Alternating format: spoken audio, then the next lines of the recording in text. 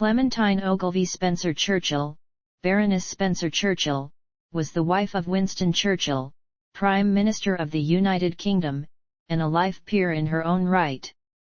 While legally the daughter of Sir Henry Hosier, her mother's known infidelity and his suspected infertility make her paternal parentage uncertain.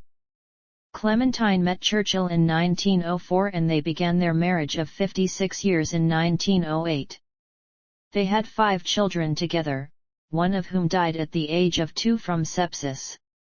During the First World War, Clementine organized canteens for munitions workers, and during the Second World War, she acted as chairman of the Red Cross Aid to Russia Fund, president of the Young Women's Christian Association Wartime Appeal, and chairman of Maternity Hospital for the Wives of Officers, Fulmer Chase, South Bucks. Throughout her life she was granted many titles, the final being a life peerage following the death of her husband in 1965. In her later years, she sold several of her husband's portraits to help support herself financially. She died in her London home at the age of 92. Early life. Childhood and schooling, 1874–1895. Churchill was born on November 30, 1874 at his family's ancestral home, Blenheim Palace in Oxfordshire. On his father's side, he was a member of the British aristocracy as a direct descendant of the first Duke of Marlborough. His father, Lord Randolph Churchill, representing the Conservative Party, had been elected Member of Parliament for Woodstock in 1873. His mother, Jenny, was a daughter of Leonard Jerome, a wealthy American businessman. In 1876, Churchill's paternal grandfather, John Spencer Churchill, was appointed Viceroy of Ireland, then part of the United Kingdom. Randolph became his private secretary and the family relocated to Dublin. Winston's brother, Jack, was born there in 1880. Throughout much of the 1880s, Randolph and Jenny were effectively estranged, and the brothers were mostly cared for by their nanny, Elizabeth Everest. When she died in 1895, Churchill wrote that she had been my dearest and most intimate friend during the whole of the 20 years I had lived. Churchill began boarding at St. George's School in Ascot, Berkshire, at age 7 but was not academic and his behaviour was poor. In 1884 he transferred to Brunswick School in Hove, where his academic performance improved. In April 1888, aged 13, he narrowly passed the entrance exam for Harrow School. His father wanted him to prepare for a military career, and so his last 3 years at Harrow were in the army form. After 2 unsuccessful attempts to gain admittance to the Royal Military Academy, Sandhurst, he succeeded on his 3rd. He was accepted as a cadet in the cavalry, starting in September 1893. His father died in January 1895, a month after Churchill graduated from Sandhurst. Cuba, India, and Sudan, 1895–1899. In February 1895, Churchill was commissioned as a 2nd lieutenant in the 4th Queen's Own Hussars Regiment of the British Army, based at Aldershot. Eager to witness military action, he used his mother's influence to get himself posted to a war zone. In the autumn of 1895, he and his friend Reggie Barnes, then a subaltern, went to Cuba to observe the War of Independence and became involved in skirmishes after joining Spanish troops attempting to suppress independence fighters. Churchill sent reports about the conflict to the Daily Graphic in London. He proceeded to New York City and, in admiration of the United States, wrote to his mother about what an extraordinary people the Americans are. With the Hussars, he went to Bombay in October 1896. Based in Bangalore, he was in India for 19 months, visiting Calcutta 3 times and joining expeditions to Hyderabad and the northwest frontier. In India, Churchill began a self-education project, reading a range of authors including Plato, Edward Gibbon, Charles Darwin, and Thomas Babington Macaulay. The books were sent to him by his mother, with whom he shared frequent correspondence when abroad. In order to learn about politics, he also asked his mother to send him copies of the Annual Register, the political almanac. In one 1898 letter to her, he referred to his religious beliefs, saying, "I do not accept the Christian or any other form of religious belief."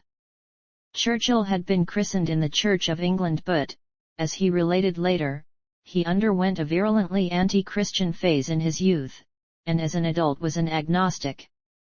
In another letter to one of his cousins, he referred to religion as a delicious narcotic and expressed a preference for Protestantism over Roman Catholicism because he felt it a step nearer reason. Interested in British parliamentary affairs, he declared himself a liberal in all but name, adding that he could never endorse the Liberal Party's support for Irish Home Rule. Instead, he allied himself to the Tory democracy wing of the Conservative Party and on a visit home, gave his first public speech for the party's Primrose League at Claverton Down, near Bath. Mixing reformist and conservative perspectives, he supported the promotion of secular, non-denominational education while opposing women's suffrage. Churchill volunteered to join Bindon Blood's Malakand Field Force in its campaign against Mohmand rebels in the Swat Valley of northwest India. Blood accepted him on condition that he was assigned as a journalist, the beginning of Churchill's writing career. He returned to Bangalore in October 1897 and there wrote his first book, The Story of the Malakand Field Force, which received positive reviews. He also wrote his only work of fiction, Savrila, a Ruritanian romance. To keep himself fully occupied, Churchill embraced writing as what Roy Jenkins calls his whole habit, especially through his political career when he was out of office. Writing was his main safeguard against recurring depression, which he referred to as his black dog. Using his contacts in London, Churchill got himself attached to General Kitchener's campaign in the Sudan as a 21st Lancers subaltern while, additionally, working as a journalist for the Morning Post. After fighting in the Battle of Omdurman on September 2, 1898, the 21st Lancers were stood down.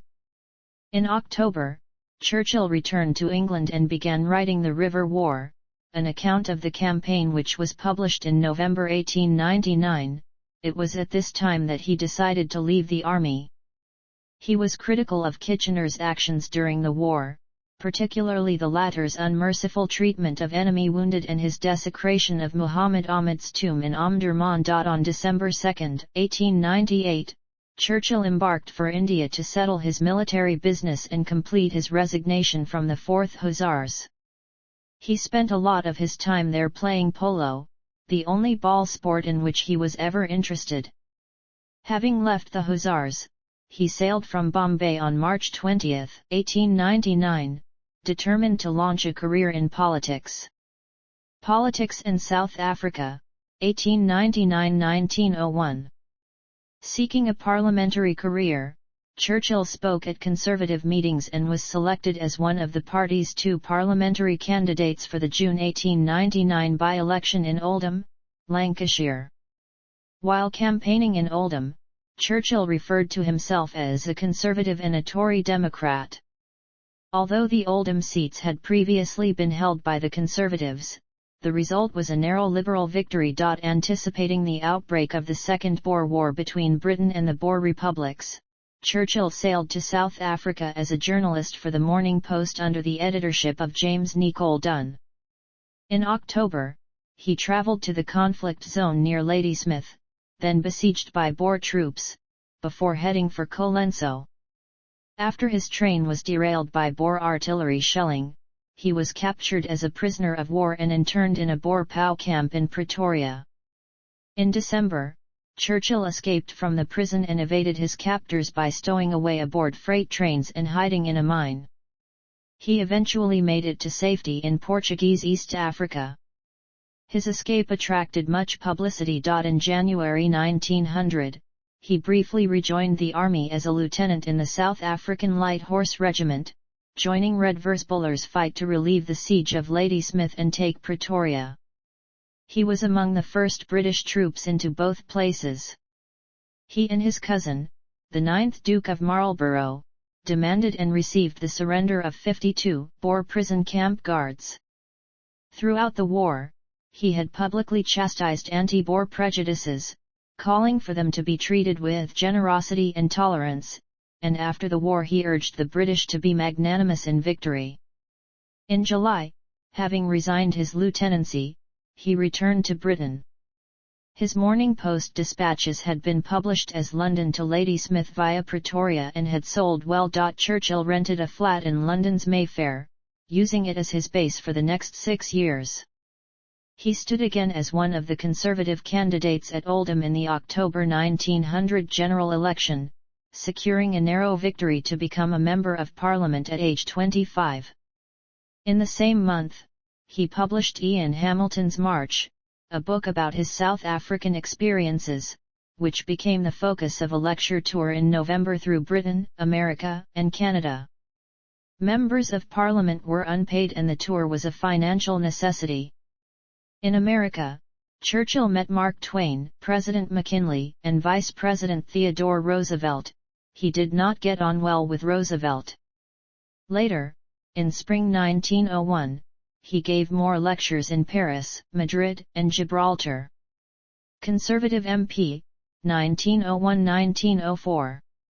In February 1901, Churchill took his seat in the House of Commons, where his maiden speech gained widespread press coverage. He associated with a group of conservatives known as the Hooligans, but he was critical of the Conservative government on various issues, especially increases in army funding. He believed that additional military expenditure should go to the Navy. This upset the Conservative front bench but was supported by Liberals, with whom he increasingly socialized, particularly liberal imperialists like H. H. Asquith. In this context, Churchill later wrote that he drifted steadily to the left of parliamentary politics. He privately considered the gradual creation by an evolutionary process of a democratic or progressive wing to the Conservative Party, or alternately a central party to unite the Conservatives and Liberals. By 1903, there was real division between Churchill and the Conservatives, largely because he opposed their promotion of economic protectionism. As a free trader, he took part in the foundation of the Free Food League. Churchill sensed that the animosity of many party members would prevent him from gaining a cabinet position under a Conservative government.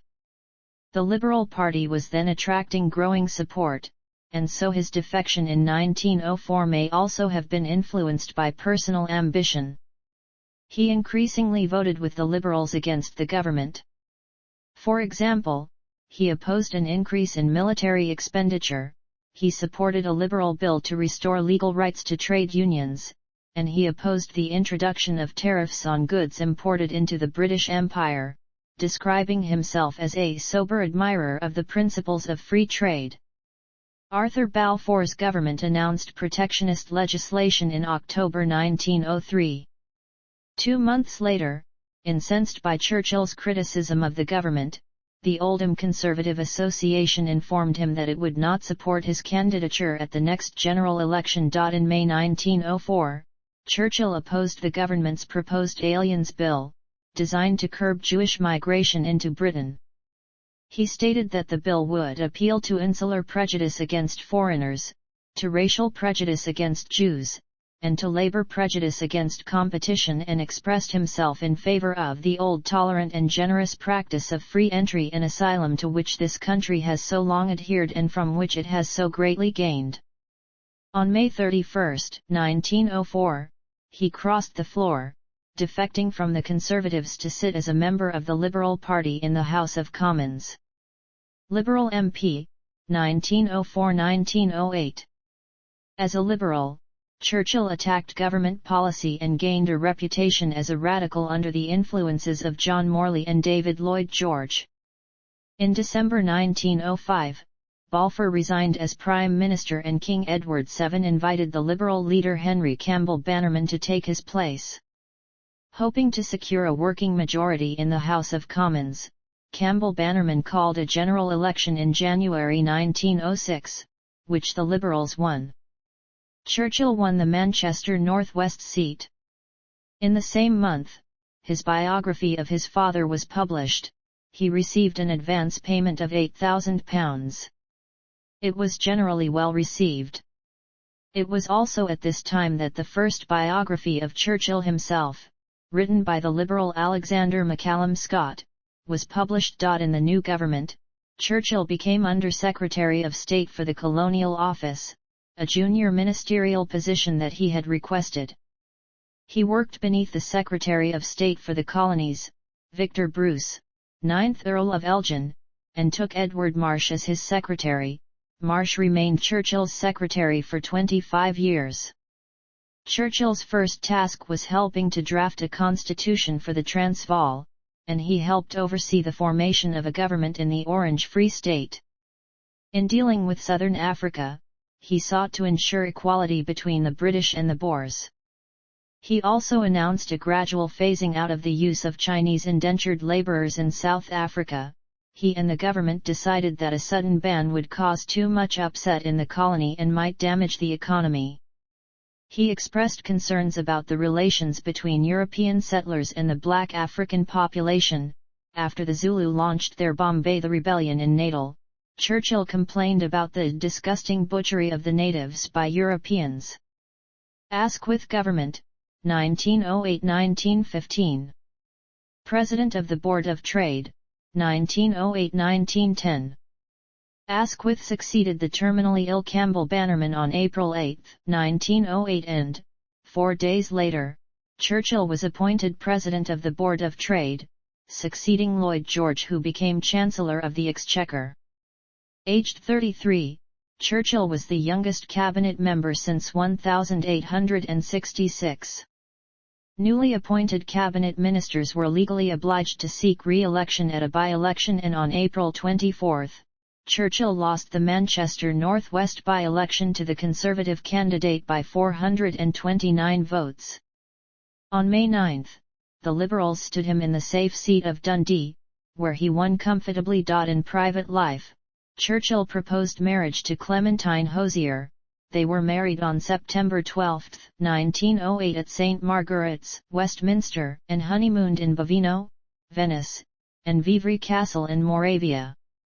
They lived at 33 Eccleston Square, London, and their first daughter, Diana, was born in July 1909. Churchill and Clementine were married for over 56 years until his death. The success of his marriage was important to Churchill's career, as Clementine's unbroken affection provided him with a secure and happy background. One of Churchill's first tasks as a minister was to arbitrate in an industrial dispute among ship workers and employers on the River Tyne. He afterwards established a standing court of arbitration to deal with future industrial disputes, establishing a reputation as a conciliator. In cabinet, he worked with Lloyd George to champion social reform. He promoted what he called a network of state intervention and regulation akin to that in Germany. Continuing Lloyd George's work, Churchill introduced the Mines 8 Hours Bill, which legally prohibited miners from working more than an 8-hour day. He introduced the Trade Boards Bill, creating trade boards which could prosecute exploitative employers. Passing with a large majority, it established the principle of a minimum wage and the right of workers to have meal breaks. In May 1909, he proposed the Labor Exchanges Bill to establish over 200 labor exchanges through which the unemployed would be assisted in finding employment. He also promoted the idea of an unemployment insurance scheme, which would be part funded by the state. To ensure funding for their reforms, Lloyd George and Churchill denounced Reginald McKenna's policy of naval expansion, refusing to believe that war with Germany was inevitable. As Chancellor, Lloyd George presented his People's Budget on April 29, 1909, calling it a war budget to eliminate poverty.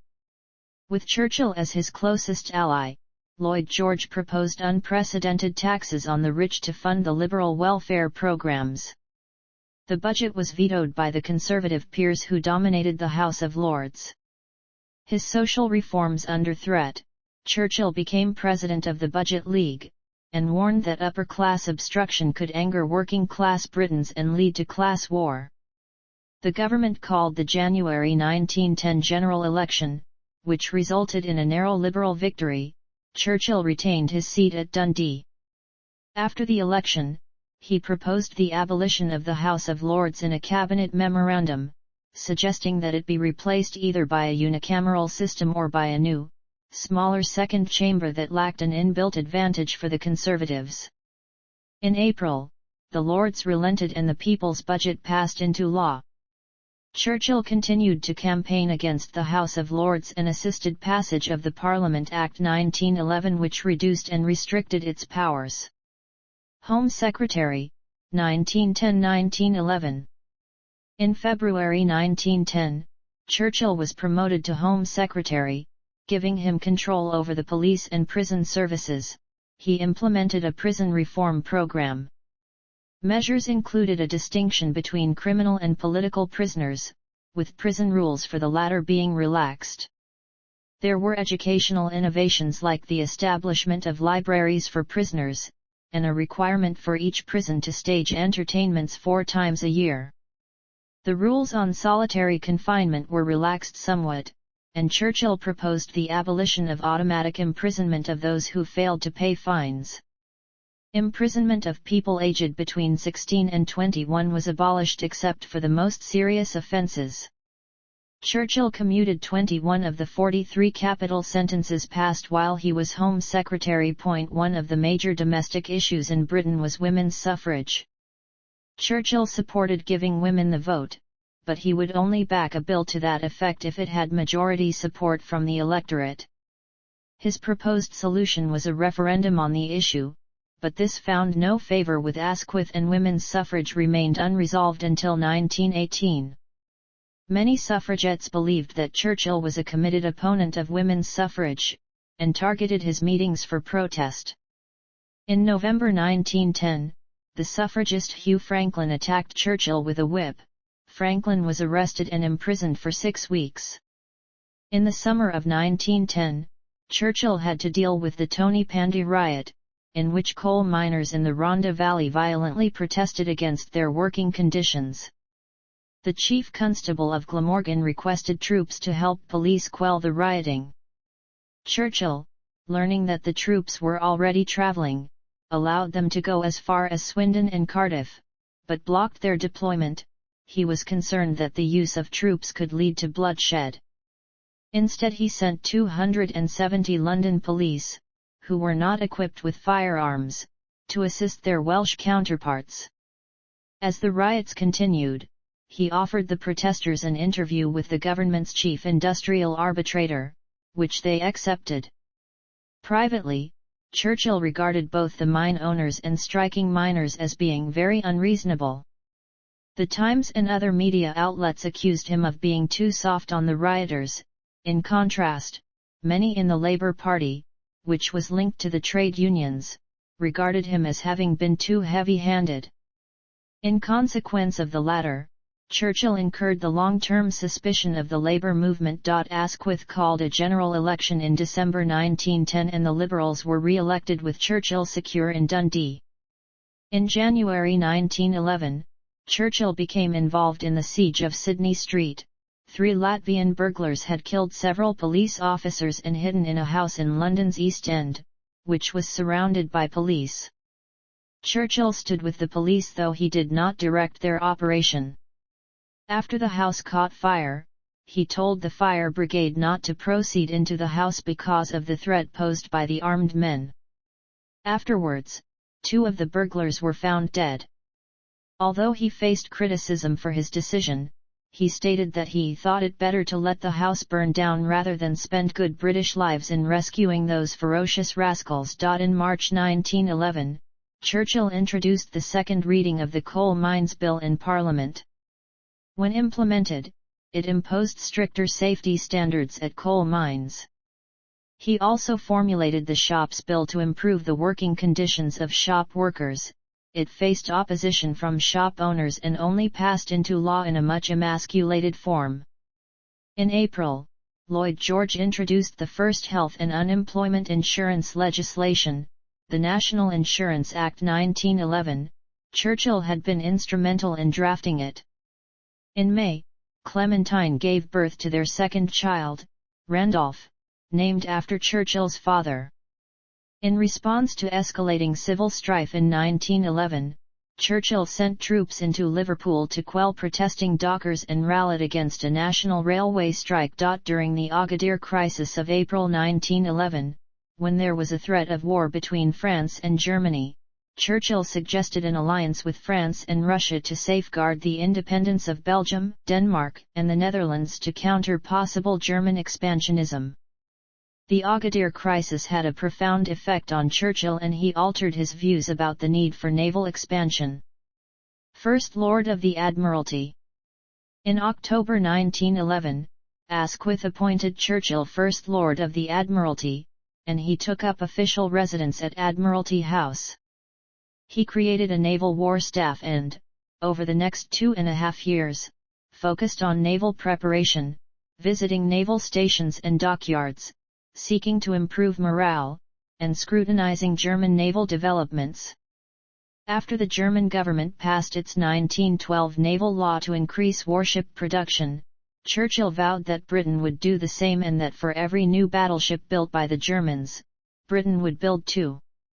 He invited Germany to engage in a mutual de-escalation of naval building projects, but this was refused. Churchill pushed for higher pay and greater recreational facilities for naval staff, an increase in the building of submarines, and a renewed focus on the Royal Naval Air Service, encouraging them to experiment with how aircraft could be used for military purposes. He coined the term seaplane and ordered 100 to be constructed. Some liberals objected to his levels of naval expenditure.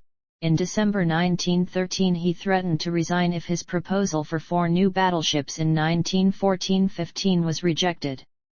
In June 1914, he convinced the House of Commons to authorize the government purchase of a 51% share in the profits of oil produced by the Anglo-Persian Oil Company, to secure continued oil access for the Royal Navy. The central issue in Britain at the time was Irish Home Rule, and, in 1912, Asquith's government introduced the Home Rule Bill. Churchill supported it and urged Ulster Unionists to accept it as he opposed the partition of Ireland. Concerning the possibility of the partition of Ireland, Churchill stated, "Whatever Ulster's right may be, she cannot stand in the way of the whole of the rest of Ireland. Half a province cannot impose a permanent veto on the nation. Half a province cannot obstruct forever the reconciliation between the British and Irish democracies." Speaking in the House of Commons on February 16, 1922, Churchill said, "What Irishmen all over the world most desire is not hostility against this country, but the unity of their own." Later, following a cabinet decision, he boosted the naval presence in Ireland to deal with any Unionist uprising. Seeking a compromise, Churchill suggested that Ireland remain part of a federal United Kingdom, but this angered Liberals and Irish nationalists. As First Lord, Churchill was tasked with overseeing Britain's naval effort when the First World War began in August 1914. In the same month, the Navy transported 120,000 British troops to France and began a blockade of Germany's North Sea ports. Churchill sent submarines to the Baltic Sea to assist the Russian Navy, and he sent the Marine Brigade to Ostend, forcing a reallocation of German troops. In September, Churchill assumed full responsibility for Britain's aerial defence. On October 7, Clementine gave birth to their third child, Sarah. In October, Churchill visited Antwerp to observe Belgian defences against the besieging Germans and promised British reinforcements for the city. Soon afterwards, however, Antwerp fell to the Germans and Churchill was criticised in the press. He maintained that his actions had prolonged resistance and enabled the Allies to secure Calais and Dunkirk. In November, Asquith called a war council, consisting of himself, Lloyd George, Edward Grey, Kitchener, and Churchill. Churchill put forward some proposals including the development of the tank, and offered to finance its creation with Admiralty funds. Churchill was interested in the Middle Eastern theater and wanted to relieve Turkish pressure on the Russians in the Caucasus by staging attacks against Turkey in the Dardanelles. He hoped that, if successful, the British could even seize Constantinople. Approval was given and, in March 1915, an Anglo-French task force attempted a naval bombardment of Turkish defences in the Dardanelles. In April, the Mediterranean Expeditionary Force, including the Australian and New Zealand Army Corps, began its assault at Gallipoli. Both campaigns failed and Churchill was held by many MPs, particularly Conservatives, to be personally responsible. In May, Asquith agreed under parliamentary pressure to form an all-party coalition government, but the Conservatives' one condition of entry was that Churchill must be removed from the Admiralty. Churchill pleaded his case with both Asquith and Conservative leader Bonar Law, but had to accept demotion and became Chancellor of the Duchy of Lancaster. Military service, 1915–1916. On November 25, 1915, Churchill resigned from the government, although he remained an MP. Asquith rejected his request to be appointed Governor-General of British East Africa. Churchill decided to join the army and was attached to the 2nd Grenadier Guards, on the Western Front. In January 1916, he was temporarily promoted to Lieutenant Colonel and given command of the 6th Royal Scots Fusiliers. After a period of training, the battalion was moved to a sector of the Belgian front near Ploegsteert. For over 3 months, they faced continual shelling although no German offensive. Churchill narrowly escaped death when, during a visit by his staff officer cousin the 9th Duke of Marlborough, a large piece of shrapnel fell between them. In May, the 6th Royal Scots Fusiliers were merged into the 15th Division. Churchill did not request a new command, instead securing permission to leave active service. His temporary promotion ended on May 16, when he returned to the rank of Major. Back in the House of Commons, Churchill spoke out on war issues, calling for conscription to be extended to the Irish, greater recognition of soldiers' bravery, and for the introduction of steel helmets for troops. He was frustrated at being out of office as a backbencher, but he was repeatedly blamed for Gallipoli, mainly by the pro-conservative press. Churchill argued his case before the Dardanelles Commission, whose published report placed no blame on him personally for the campaign's failure. Lloyd George Government, 1916–1922. Minister of Munitions, 1917–1919. In October 1916, Asquith resigned as Prime Minister and was succeeded by Lloyd George who, in May 1917, sent Churchill to inspect the French war effort. In July, Churchill was appointed Minister of Munitions. He quickly negotiated an end to a strike in munitions factories along the Clyde and increased munitions production. He ended a second strike, in June 1918, by threatening to conscript strikers into the army. In the House of Commons, Churchill voted in support of the Representation of the People Act 1918, which gave some British women the right to vote. In November 1918, 4 days after the armistice, Churchill's fourth child, Marigold, was born. Secretary of State for War and Air, 1919–1921. With the war over, Lloyd George called a general election with voting on Saturday, December 14, 1918. During the election campaign, Churchill called for the nationalization of the railways, a control on monopolies, tax reform, and the creation of a League of Nations to prevent future wars. He was returned as MP for Dundee and, although the Conservatives won a majority, Lloyd George was retained as Prime Minister. In January 1919, Lloyd George moved Churchill to the War Office as both Secretary of State for War and Secretary of State for Air. Churchill was responsible for demobilising the British Army, although he convinced Lloyd George to keep 1 million men conscripted for the British Army of the Rhine. Churchill was one of the few government figures who opposed harsh measures against the defeated Germany, and he cautioned against demobilizing the German army, warning that they may be needed as a bulwark against threats from the newly established Soviet Russia. He was an outspoken opponent of Vladimir Lenin's new Communist Party government in Russia. He initially supported the use of British troops to assist the anti-communist White forces in the Russian Civil War, but soon recognized the desire of the British people to bring them home. After the Soviets won the Civil War, Churchill proposed a cordon sanitaire around the country. In the Irish War of Independence, he supported the use of the paramilitary Black and Tans to combat Irish revolutionaries. After British troops in Iraq clashed with Kurdish rebels, Churchill authorized 2 squadrons to the area, proposing that they be equipped with mustard gas to be used to inflict punishment upon recalcitrant natives without inflicting grave injury upon them, although this was never implemented. More broadly, he saw the occupation of Iraq as a drain on Britain and proposed, unsuccessfully, that the government should hand control of central and northern Iraq back to Turkey. Secretary of State for the Colonies, 1921–1922. Churchill became Secretary of State for the Colonies in February 1921. The following month, the first exhibit of his paintings was held. It took place in Paris, with Churchill exhibiting under a pseudonym. In May, his mother died, followed in August by his 2-year-old daughter Marigold, who succumbed to septicemia. Marigold's death devastated her parents, and Churchill was haunted by the tragedy for the rest of his life. Churchill was involved in negotiations with Sinn Féin leaders and helped draft the Anglo-Irish Treaty.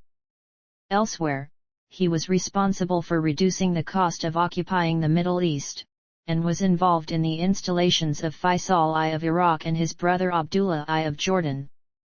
Churchill traveled to Mandatory Palestine where, as a supporter of Zionism, he refused an Arab-Palestinian petition to prohibit Jewish migration to Palestine.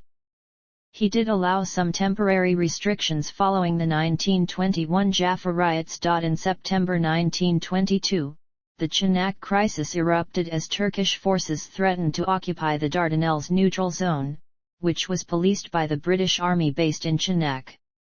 Churchill and Lloyd George favoured military resistance to any Turkish advance, but the majority Conservatives in the coalition government opposed it.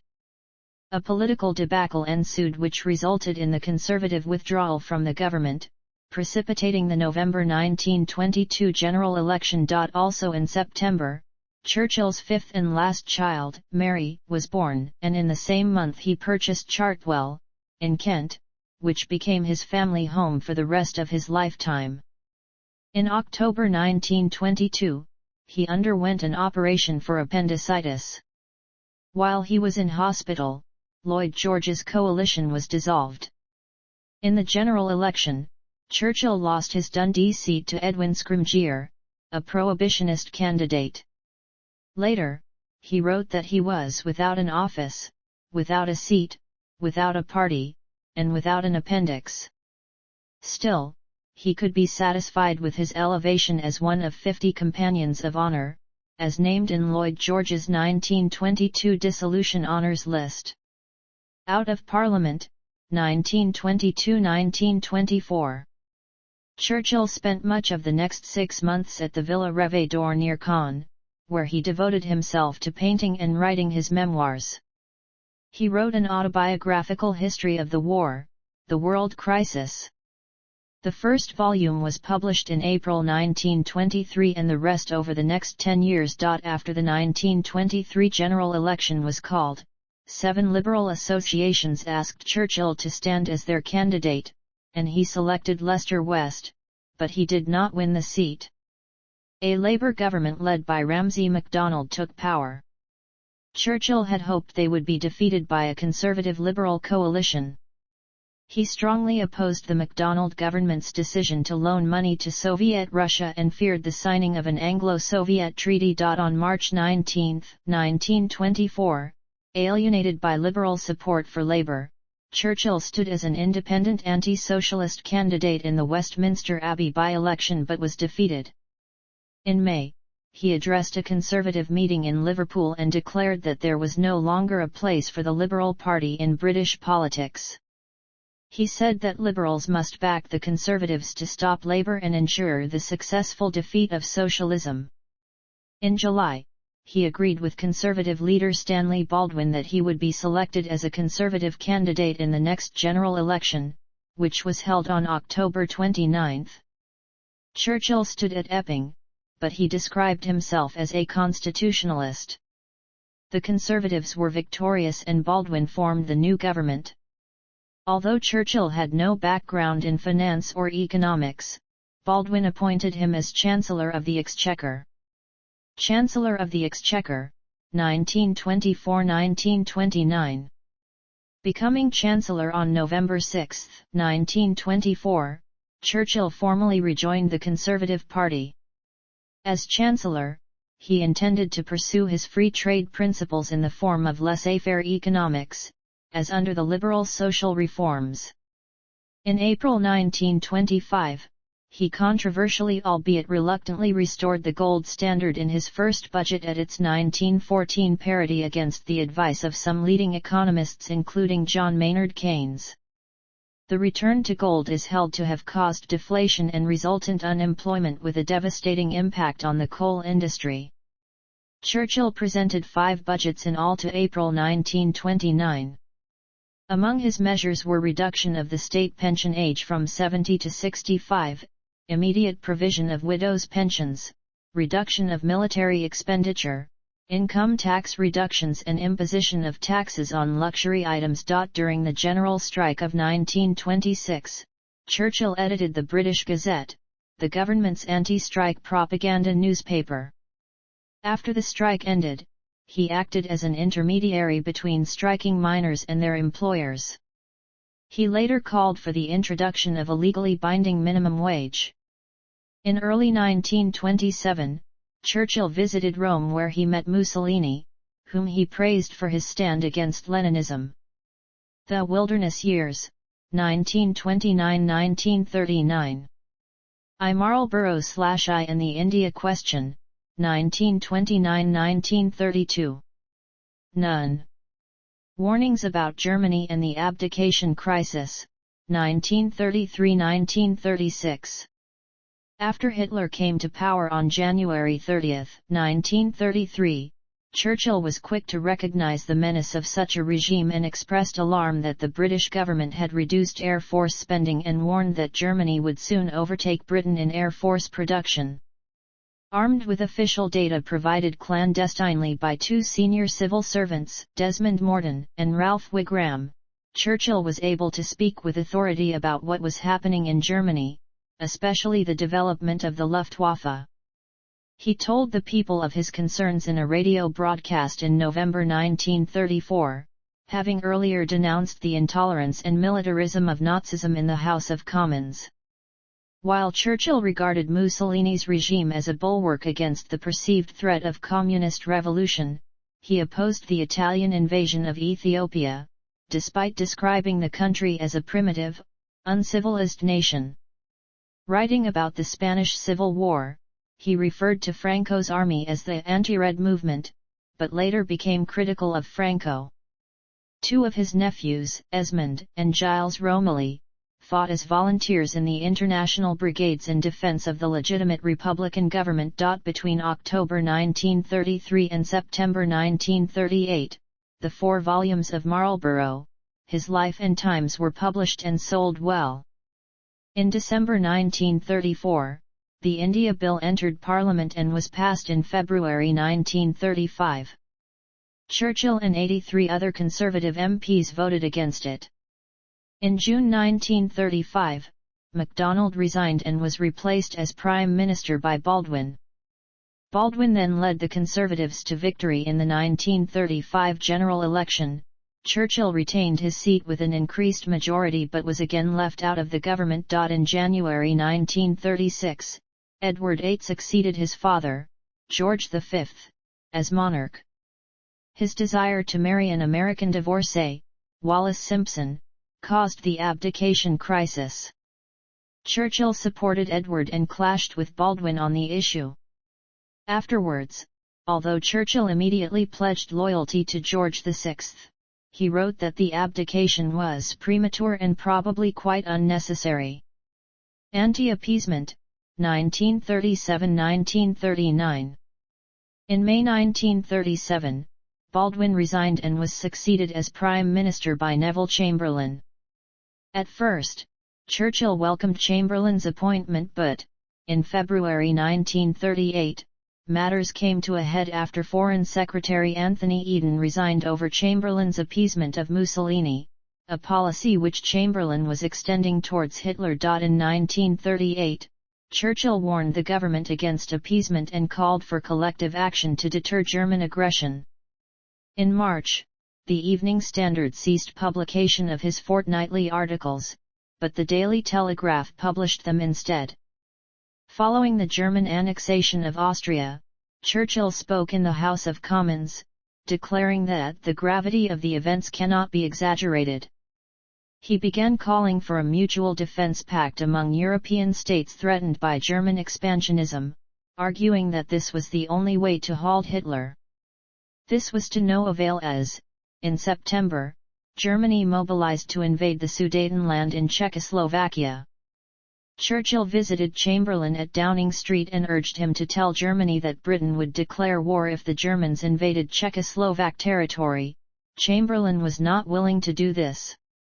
On September 30, Chamberlain signed up to the Munich Agreement, agreeing to allow German annexation of the Sudetenland. Speaking in the House of Commons on October 5, Churchill called the agreement a total and unmitigated defeat. Following the final dismemberment of Czechoslovakia in March 1939, Churchill and his supporters called for the foundation of a national coalition. His popularity increased and people began to agitate for his return to office. First Lord of the Admiralty, September 1939 to May 1940. The Phoney War and the Norwegian Campaign. On September 3, 1939, the day Britain declared war on Germany, Chamberlain reappointed Churchill as First Lord of the Admiralty and he joined Chamberlain's war cabinet. Churchill later claimed that the Board of the Admiralty sent a signal to the fleet, "Winston is back." As First Lord, Churchill was one of the highest-profile ministers during the so-called Phoney War, when the only significant action by British forces was at sea. Churchill was ebullient after the Battle of the River Plate on December 13, 1939 and afterwards welcomed home the crews, congratulating them on a brilliant sea fight and saying that their actions in a cold, dark winter had warmed the cockles of the British heart. On February 16, 1940, Churchill personally ordered Captain Philip Vian of the destroyer HMS Cossack to board the German supply ship Altmark in Norwegian waters, freeing 299 captured British merchant seamen who had been captured by the Admiral Graf Spee. These actions, supplemented by his speeches, considerably enhanced Churchill's reputation. He was concerned about German naval activity in the Baltic Sea and initially wanted to send a naval force there, but this was soon changed to a plan, codenamed Operation Wilfred, to mine Norwegian waters and stop iron ore shipments from Narvik to Germany. There were disagreements about mining, both in the War Cabinet and with the French government. As a result, Wilfred was delayed until April 8, 1940, the day before the German invasion of Norway was launched. The Norway debate and Chamberlain's resignation. After the Allies failed to prevent the German occupation of Norway, the Commons held an open debate from 7 to May 9 on the government's conduct of the war. This has come to be known as the Norway debate and is renowned as one of the most significant events in parliamentary history. On the second day, the Labour opposition called for a division which was in effect a vote of no confidence in Chamberlain's government. There was considerable support for Churchill on both sides of the House, but, as a member of the government, he was obliged to speak on its behalf. He was called upon to wind up the debate, which placed him in the difficult position of having to defend the government without damaging his own prestige. Although the government won the vote, its majority was drastically reduced amid calls for a national government to be formed. In the early hours of May 10, German forces invaded Belgium, Luxembourg, and the Netherlands as a prelude to their assault on France. Since the division vote, Chamberlain had been trying to form a coalition, but Labour declared on the Friday afternoon that they would not serve under his leadership, although they would accept another Conservative. The only two candidates were Churchill and Lord Halifax, the Foreign Secretary. The matter had already been discussed at a meeting on the 9th between Chamberlain, Halifax, Churchill, and David Mark Esson, the government chief whip. Halifax admitted that he could not govern effectively as a member of the House of Lords, and so Chamberlain advised the king to send for Churchill, who became Prime Minister. Churchill later wrote of feeling a profound sense of relief in that he now had authority over the whole scene. He believed himself to be walking with destiny, and that his life so far had been a preparation for this hour and for this trial. Prime Minister, 1940–1945. Dunkirk to Pearl Harbor, May 1940 to December 1941. War Ministry created. Resolve to fight on. Operation Dynamo and the Battle of France. The Battle of Britain and the Blitz. Lend-Lease. Operation Barbarossa. Atlantic Charter. Pearl Harbor to D-Day, December 1941 to June 1944. Pearl Harbor and United States entry into the war. Fall of Singapore, loss of Burma and the Bengal famine. International conferences in 1942. Turn of the tide, El Alamein and Stalingrad. International conferences in 1943. Invasions of Sicily and Italy. Preparations for D-Day. Need for post-war reform. Defeat of Germany, June 1944 to May 1945. D-Day, Allied invasion of Normandy. Quebec Conference, September 1944. Moscow Conference, October 1944. Yalta Conference, February 1945. Area bombing controversy. VE Day.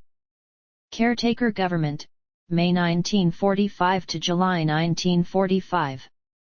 With a general election looming, and with the Labour ministers refusing to continue the wartime coalition, Churchill resigned as Prime Minister on May 23, 1945.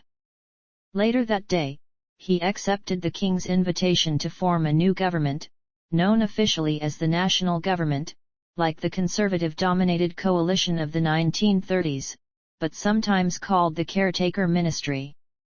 It contained Conservatives, National Liberals, and a few non-party figures such as Sir John Anderson and Lord Woolton, but not Labour or Archibald Sinclair's official Liberals.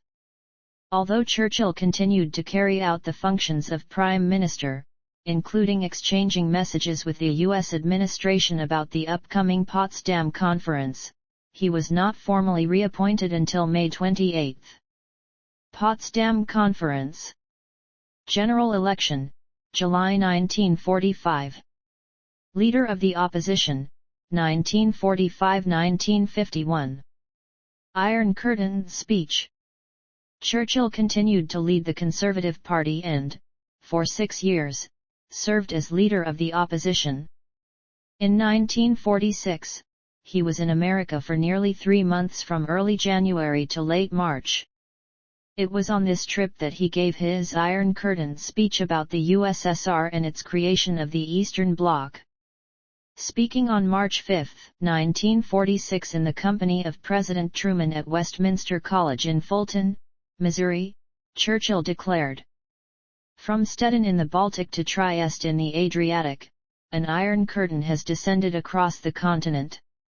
Behind that line lie all the capitals of the ancient states of Central and Eastern Europe. Warsaw, Berlin, Prague, Vienna, Budapest, Belgrade, Bucharest, and Sofia, all these famous cities and the populations around them lie in what I must call the Soviet sphere." The essence of his view was that, though the Soviet Union did not want war with the Western Allies, its entrenched position in Eastern Europe had made it impossible for the three great powers to provide the world with a triangular leadership. Churchill's desire was much closer collaboration between Britain and America.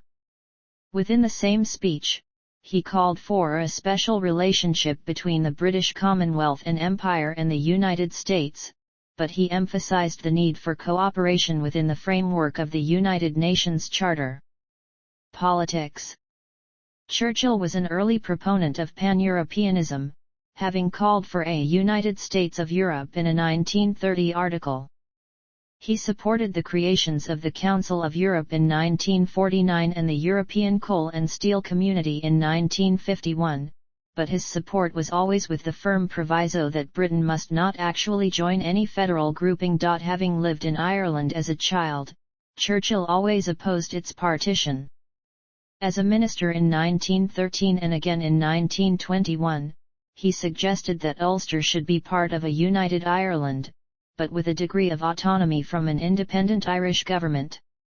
He was always opposed on this by Ulster Unionists.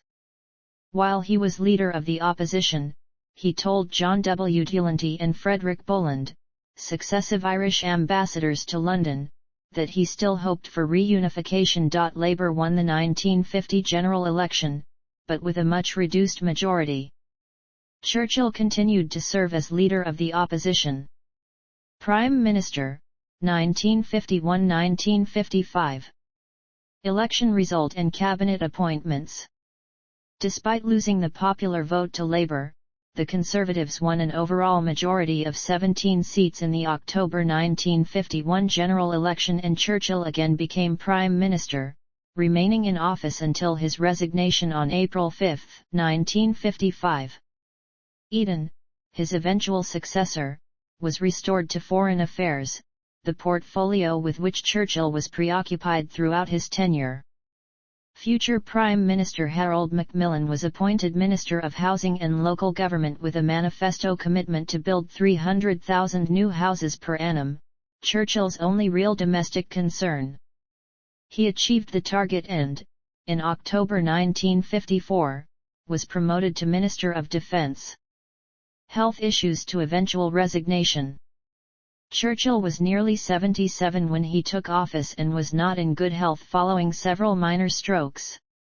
By December, George VI had become concerned about Churchill's decline and intended asking him to stand down in favour of Eden, but the king had his own serious health issues and died on February 6 without making the request. Churchill developed a close friendship with Elizabeth II and, in the spring of 1953, he accepted the Order of the Garter at her request. He was knighted as Sir Winston on April 24, 1953. It was widely expected that he would retire after the Queen's coronation in June 1953, but, after Eden became seriously ill, Churchill increased his own responsibilities by taking over at the Foreign Office. Eden was incapacitated until the end of the year and was never completely well again. On the evening of June 23, 1953, Churchill suffered a serious stroke and became partially paralyzed down one side. Had Eden been well, Churchill's premiership would most likely have been over. The matter was kept secret and Churchill went home to Chartwell to recuperate. He had fully recovered by November. He retired as Prime Minister in April 1955 and was succeeded by Eden. Foreign Affairs. Churchill feared a global conflagration and firmly believed that the only way to preserve peace and freedom was to build on a solid foundation of friendship and cooperation between Britain and America.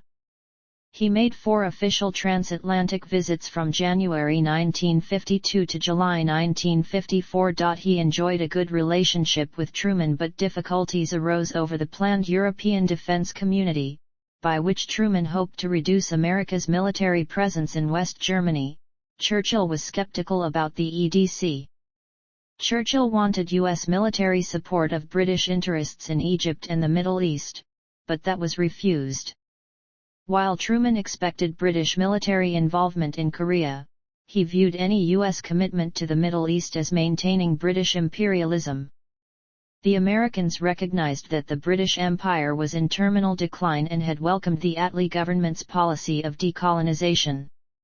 Churchill, always the imperialist, believed that Britain's position as a world power depended on the empire's continued existence. Churchill had been obliged to recognize Colonel Nasser's revolutionary government of Egypt, which took power in 1952.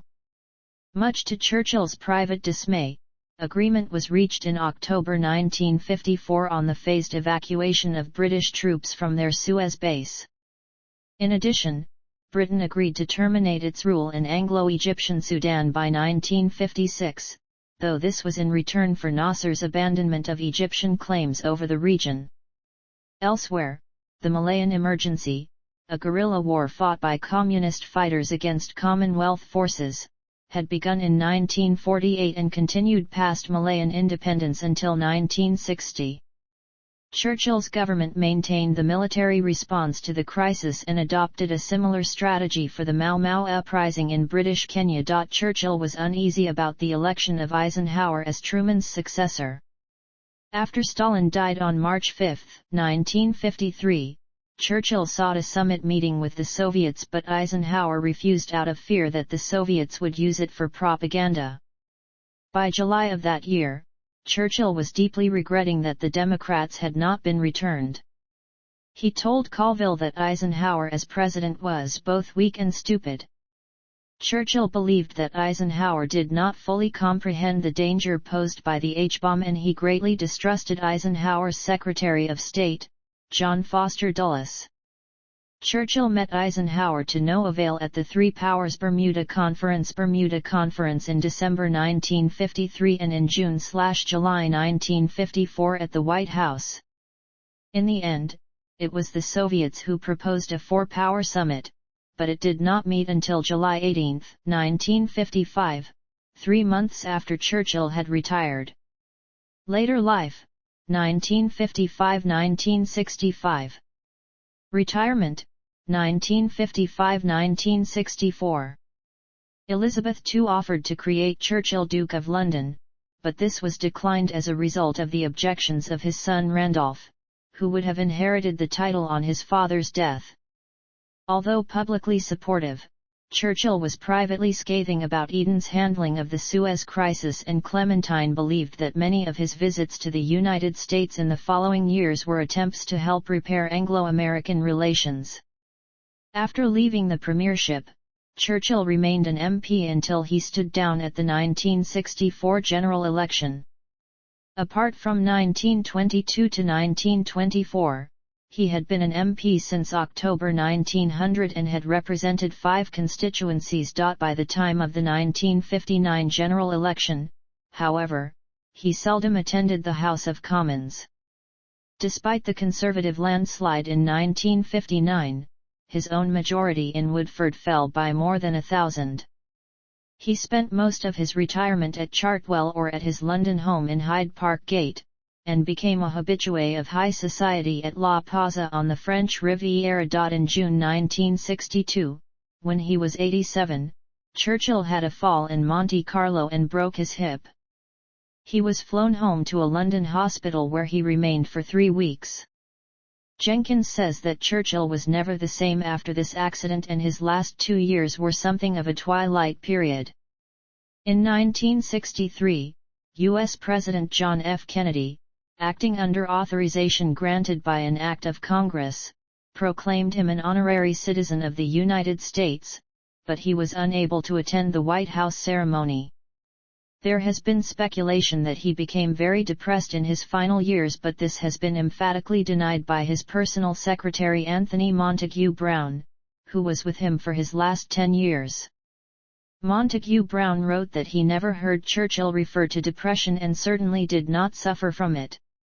Death, funeral, and memorials. Churchill suffered his final stroke on January 12, 1965 and died 12 days later on the 24th, the 70th anniversary of his father's death. Like the Duke of Wellington in 1852 and William Gladstone in 1898, Churchill was given a state funeral. Planning for this had begun in 1953 under the code name of Operation Hope Not, and a detailed plan had been produced by 1958. His coffin lay in state at Westminster Hall for 3 days, and the funeral ceremony was at St. Paul's Cathedral on January 30.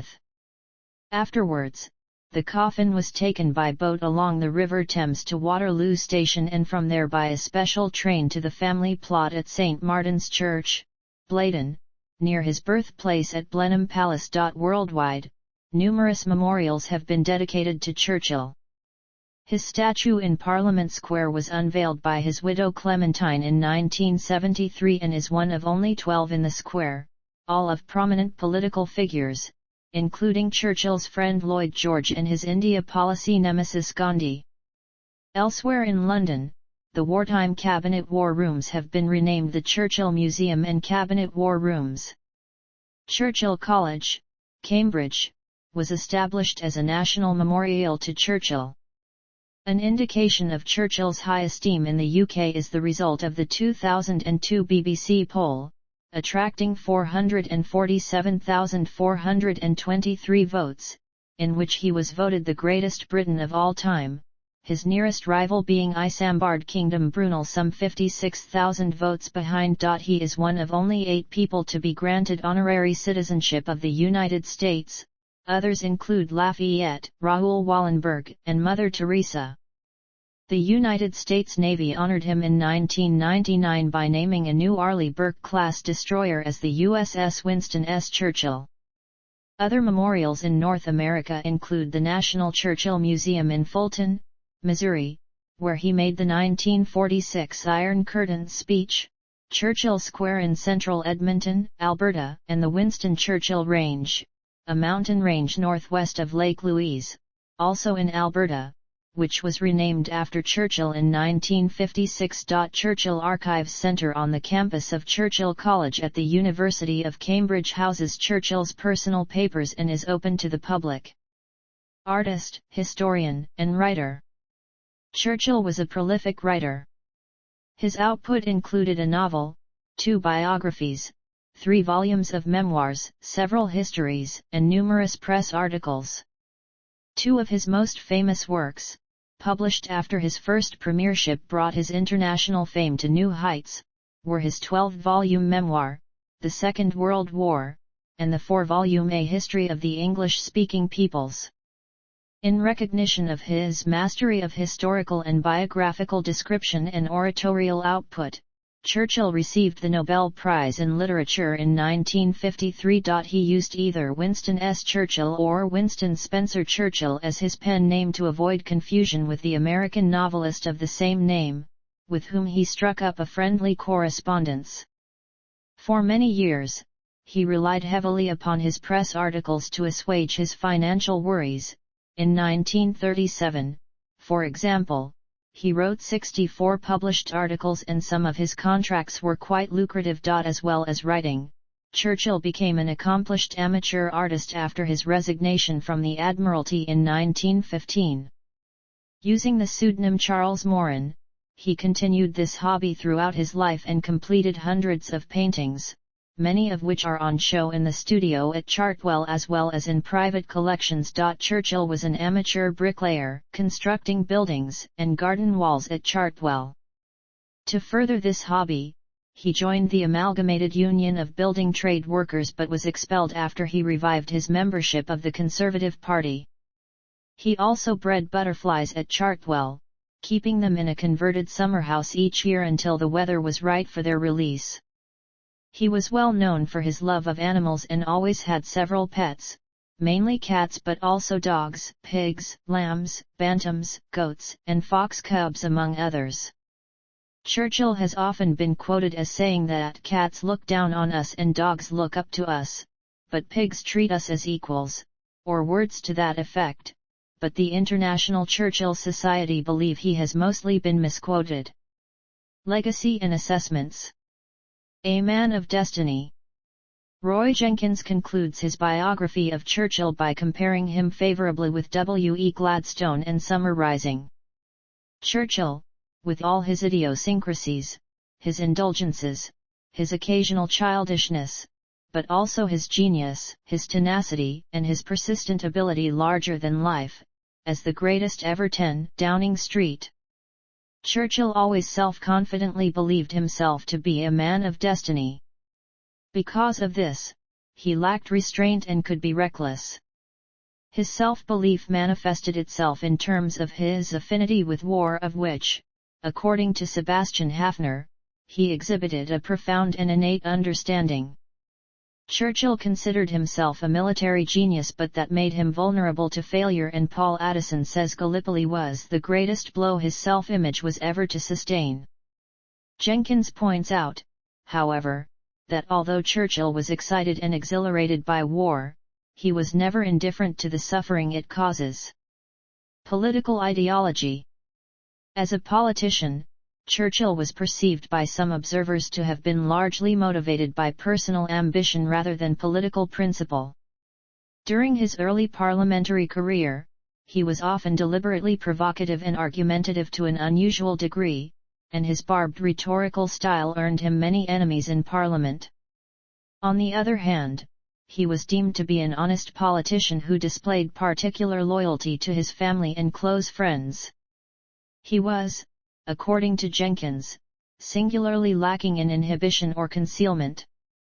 Robert Rhodes James said he lacked any capacity for intrigue and was refreshingly innocent and straightforward. Until the outbreak of the Second World War, Churchill's approach to politics generated widespread mistrust and dislike, largely on account of his two-party defections.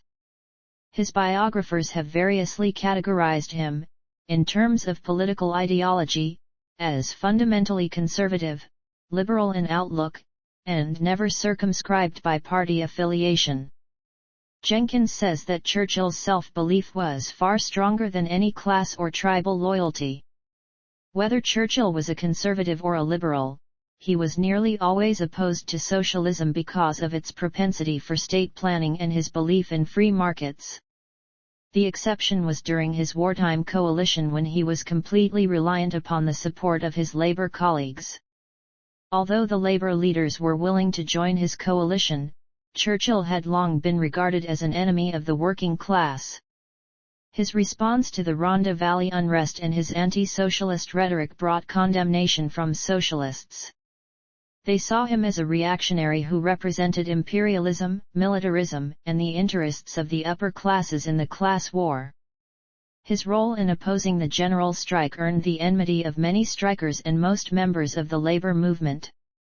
Paradoxically, Churchill was supportive of trade unionism, which he saw as the antithesis of socialism. On the other hand, his detractors did not take Churchill's domestic reforms into account, for he was in many respects a radical and a reformer, but always with the intention of preserving the existing social structure, never of challenging it.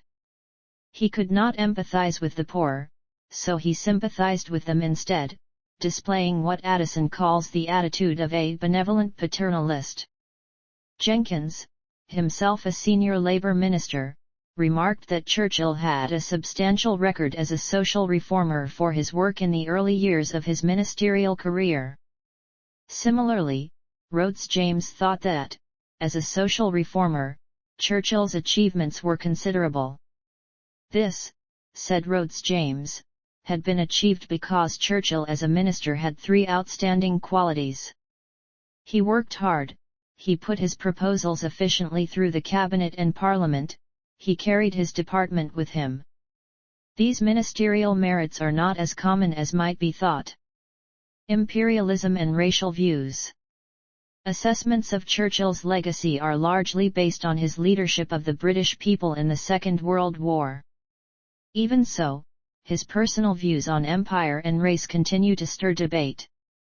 Churchill was a staunch imperialist and monarchist, and he consistently exhibited a romanticist view of both the British Empire and the reigning monarch, especially of Elizabeth II during his last term as Premier. Churchill has been described as a liberal imperialist who saw British imperialism as a form of altruism that benefited its subject peoples because by conquering and dominating other peoples, the British were also elevating and protecting them. Martin Gilbert asserted that Churchill held a hierarchical perspective of race, seeing racial characteristics as signs of the maturity of a society. Churchill's views on race were driven by his imperialist mindset and outlook. He advocated against black or indigenous self-rule in Africa, Australia, the Caribbean, the Americas, and India, believing that the British Empire promoted and maintained the welfare of those who lived in the colonies. He insisted that our responsibility to the native races remains a real one. In 1906, Churchill stated that we will endeavour to advance the principle of equal rights of civilized men irrespective of colour. According to Addison, Churchill was opposed to immigration from the Commonwealth. Addison makes the point that Churchill opposed anti-Semitism and argues that he would never have tried to stoke up racial animosity against immigrants, or to persecute minorities. In 1920, Churchill wrote an article written in the Illustrated Sunday Herald in which he made a distinction between national Jews who Churchill said supported Zionism and international Jews who supported a Bolshevist worldwide conspiracy for the overthrow of civilization and for the reconstitution of society on the basis of arrested development, of envious malevolence, and impossible equality. Although belief in an international Jewish conspiracy was not unique among British politicians of the time, few had the stature of Churchill, and the article was criticized by the Jewish Chronicle at the time. Churchill made a number of racist comments and jokes about Indian nationalists during the interwar period and his wartime premiership, which historian Philip Murphy partly attributes to his almost childish desire to shock and provoke his colleagues and secretaries. Churchill's response to the Bengal famine was criticized by some contemporaries as slow, a controversy later increased by the publication of private remarks made to Secretary for India Leo Amery, in which Churchill allegedly said that aid would be inadequate because Indians breeding like rabbits. Philip Murphy says that, following the independence of India in 1947, Churchill adopted a more pragmatic stance towards empire, although he continued to use imperial rhetoric. During his second term as Prime Minister, he was seen as a moderating influence on Britain's suppression of armed insurgencies against colonial rule in Malaya and Kenya. He argued that ruthless policies contradicted British values and international opinion. Cultural depictions. While the biographies by Addison, Gilbert, Jenkins, and Rhodes James are among the most acclaimed works about Churchill, he has been the subject of numerous others. Writing in 2012-13 for the International Churchill Society, Professor David Freeman counted 62 in total, excluding non-English books, to the end of the 20th century. At a public ceremony in Westminster Hall on November 30, 1954, Churchill's 80th birthday, the joint Houses of Parliament presented him with a full-length portrait of himself, which had been painted by Graham Sutherland. Churchill and Clementine reportedly hated it and, later, she had it destroyed. Churchill has been widely depicted on stage and screen. Notable screen biographical films include Young Winston, directed by Richard Attenborough and featuring Simon Ward in the title role with Anne Bancroft and Robert Shaw as his parents, Winston Churchill, The Wilderness Years, starring Robert Hardy as Churchill and Siân Phillips as Clementine, The Gathering Storm, starring Albert Finney as Churchill and Vanessa Redgrave as Clementine, Into the Storm, starring Brendan Gleeson as Churchill and Janet McTeer as Clementine, Darkest Hour, starring Gary Oldman as Churchill. John Lithgow played Churchill in The Crown. Finney, Gleeson, Oldman, and Lithgow all won major awards for their performances as Churchill. Family and ancestry. Marriage and children. Churchill married Clementine Hosier in September 1908. They remained married for 57 years. Churchill was aware of the strain that his political career placed on his marriage, and, according to Colville, he had a brief affair in the 1930s with Doris Castle Ross, although this is discounted by Andrew Roberts. The Churchills' first child, Diana, was born in July 1909, the second, Randolph, in May 1911. Their third, Sarah, was born in October 1914, and their fourth, Marigold, in November 1918. Marigold died in August 1921, from sepsis of the throat, and she was buried in Kensal Green Cemetery. Although her remains were relocated to Blaydon Churchyard in 2019 to join the rest of her family, her cenotaph still stands at Kensal Green. On September 15, 1922, the Churchills' last child, Mary, was born. Later that month, the Churchills bought Chartwell, which would be their home until Winston's death in 1965. According to Jenkins, Churchill was an enthusiastic and loving father but one who expected too much of his children. Ancestry. Notes. References.